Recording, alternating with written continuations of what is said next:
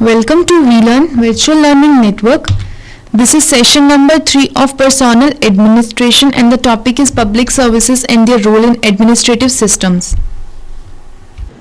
Topics to be covered are Introduction, Meaning of Public Services, Relationship between the Government and the Public Services, Scope of Public Services, Role Model for Civil Services, and the last one is Changing Role of Public Services.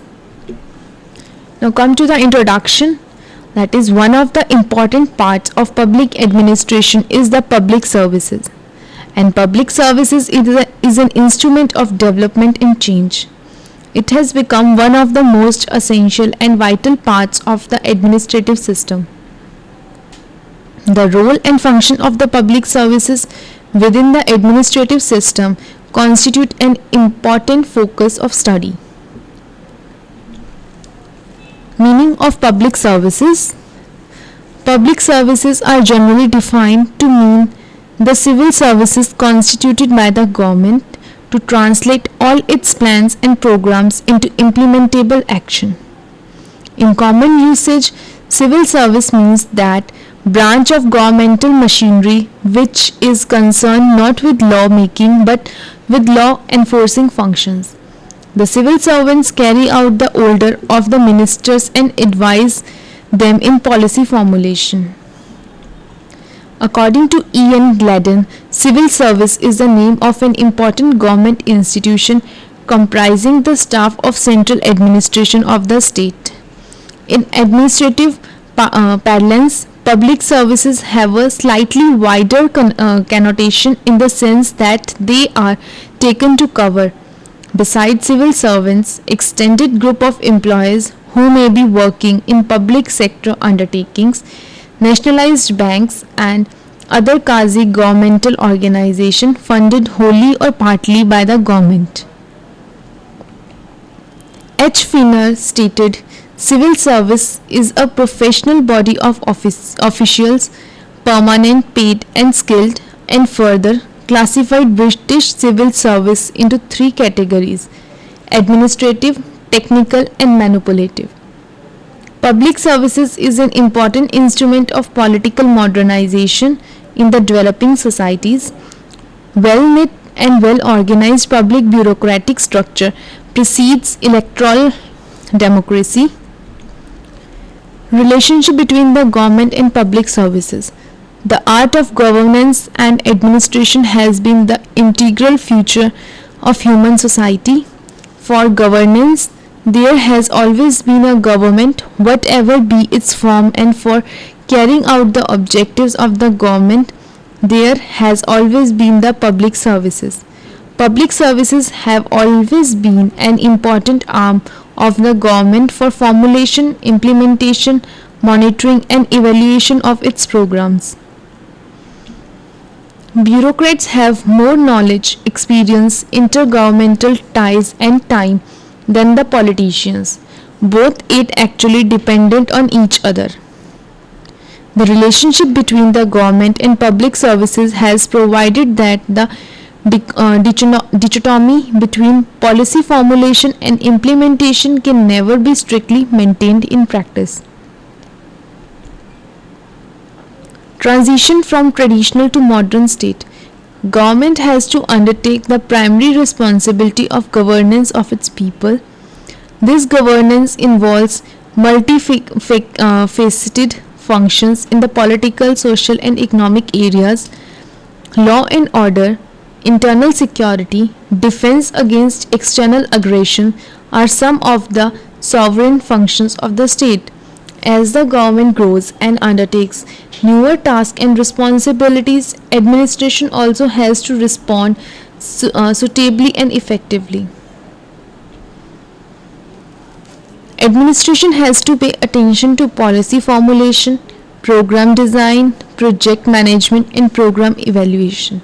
For all this, efficient and effective public services is required, since efficiency in the conduct of the government business depends primarily on the ability of personnel employed by the state. Government cannot afford to have personnel within the services who are not fit meritoriously and competent. Growth in the functions of public services. The public officials are required to perform all the tasks and duties.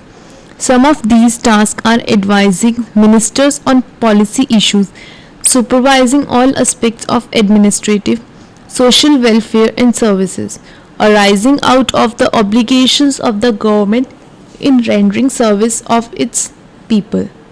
The UN Handbook noted, the state is expected today to be the accelerator of economic and social change and no longer the preserver of the status quo. No longer dare a government indefinitely limit the enjoyment of the fruits of the earth and of man's labor and ingenuity to a small privileged class. A modern state may act as a director, entrepreneur, or stimulator of private initiative, or indeed in all the three capacities. In a socialist economy, practically all organized effort is placed in the public sector and its entire management becomes the concern of the public services. The capitalist economies have witnessed an expansion of their public services. The concept of welfare in service state has been almost universally accepted. Governments have taken up the responsibility of utilization of manpower, natural resources, and technology to create an environment conducive to all around economic development and social well-being. The public services have become today one of the most essential and vital part of the government. The civil servants perform a number of functions. First one is determination of policy. Second, implementation of legislation and policies. Next, delegated legislation. And the fourth one is administrative adjudication. Civil servants perform the function of advising the government regarding the programs, implementing the plans, policies and programs formulated by the government, monitoring and evaluating the programs of the government, carrying out the task delegated to them by the government, determining cases on issues involving rights and obligations of private citizens and parties. Role model for civil services. Instrumentally role. There is a general agreement that the civil services should play basically an instrumental role in its operation, in as much as it is not the master but agent of policy formulation and execution.